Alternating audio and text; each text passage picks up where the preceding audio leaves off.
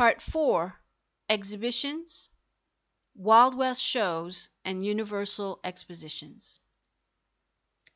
Exotic shows and human zoos abounded on both sides of the Atlantic in the latter part of the 19th century. These were ethnic shows, putting on display exotic peoples, much in the way of earlier cabinets of curiosities or European fairs where animals were shown. This also followed the exhibition of specimens brought back from exploration journeys, such as Lewis and Clark's, but it reached a point in 1841 with the founding of the American Museum in New York by none other than P.T. Barnum, impresario. Central in this museum were the freaks, monsters, and abnormal configurations with a program of dancing or theatrical antiques. Perhaps the first striking and by now well-known of such displays was that of the Venus Hottentot in London and Paris between 1810 and 1815, a black South African woman whose body would become an object of scientific study. In the second half of the 19th century, a form of display was created which combined science with theater and was staged in both private and public places where men who were different were put on show. This brought about a decisive transformation in the status of alterity, of otherness, which became rationalized and rationalizable by means of a racial typology established, or in the process of being established, through science. The yardstick of this typology remained Western man, and in particular Caucasian man, in whom the French naturalist Georges-Louis Leclerc Comte de Buffon perceived and admired a physical harmony. End of quote from Human Zoos, Science and Spectacle in the Age of Empire, edited by Pascal Blanchard et al. These displays illustrated and strengthened racial hierarchy. The other on display served as a foil for modernity and for white European superiority. The displays also emphasized the inferiority of the other, justifying their colonization. The development of such demonstrations, shows, and displays at several Universal Expositions is also linked to the quest for identity of nation-states in the late 19th century, and in particular, a quest for identity for Americans at a time when so many immigrants from Europe were pouring into the country. Buffalo Bill's Wild West show, begun in 1884, featured Indians as outlandish savages and resuscitated life on the frontier through elaborate shows featuring horsemanship and shooting. Now, George Catlin had been a precursor of sorts for this show. In 1830, he created the Indian Gallery after returning east from several years of living among Plains Indians.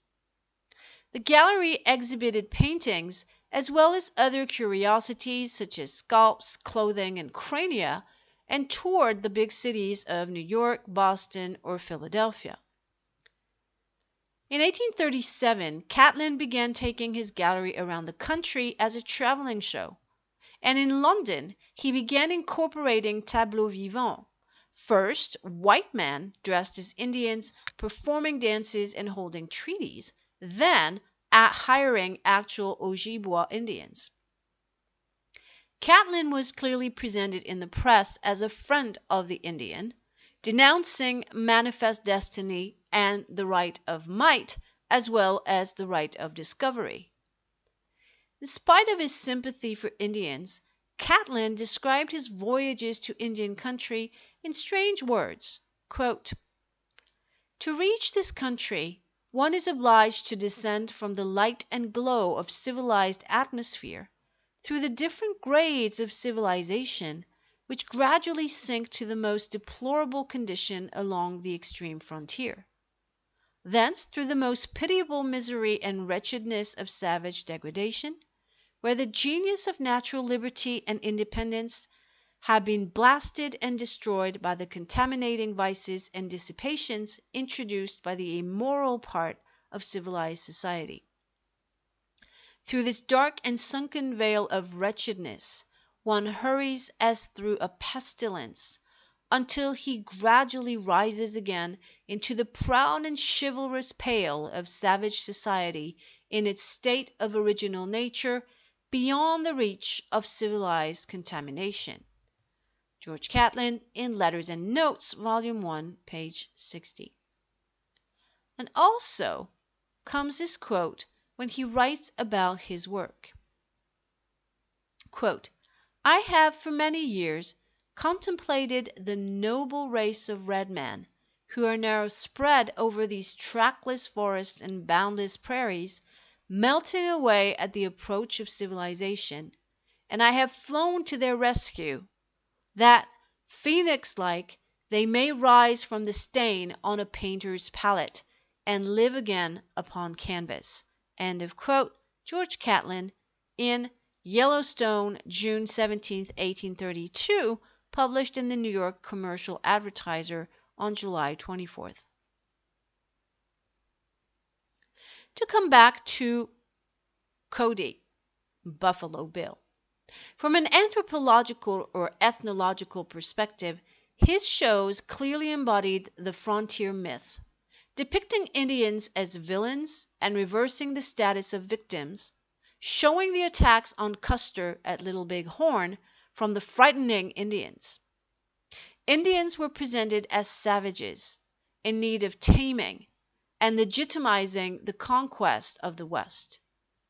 The shows were oftentimes promoted as the last chance to see the dying and vanishing Indian. They blurred the lines between fact and fiction, history and melodrama, and focused national identity on the frontier, much as Frederick Jackson Turner would do some 10 years later. Cody, Buffalo Bill, participated in the invention of the West and of the Indian, showcasing white Americans as heroes. Now, it should be noted that Buffalo Bill had himself served under General Sheridan, who supposedly had come up with the legendary formula that, quote, "the only good Indian was a dead Indian."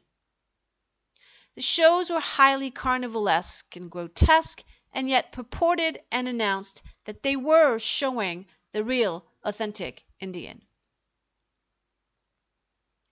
Indian reformers viewed such shows as obstacles to their mission. They wanted to replace the primitive Indian with the more progressive one, the Americanized Indian, who was shedding tribal identity. Cody, on the other hand, presented the traditional lifestyles and customs already commodified and made familiar to Americans by James Fenimore Cooper and the like in the early part of the 19th century. But in a way, these shows attracted Indian performers for several reasons: the pay, and the fact that it allowed them to escape reservations where they were being asked to shed their Indianness, and here they could embrace it fully. Also, on these shows, they could use traditional skills, especially horsemanship, which was much admired by audiences, instead of being frowned upon by Indian reformers and government alike.